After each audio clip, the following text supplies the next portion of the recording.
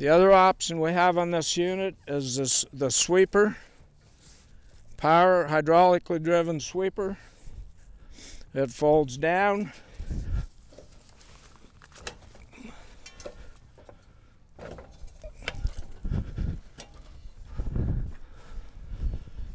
Folds down, and it's spring loaded as well. If you hit a post or a fence, spring loaded to minimize damage to the equipment and to the fence. You control the depth of that, the aggressiveness of it, with the tilt of your unit and the height that you're carrying it with. So this is powered, hydraulically powered, sweeps along the edge of the fences, along the curvature of the grass, between the infield product and the grass, sweeping the screenings, the clay off the grass. Good tool to have. Minimizes a lot of hard work.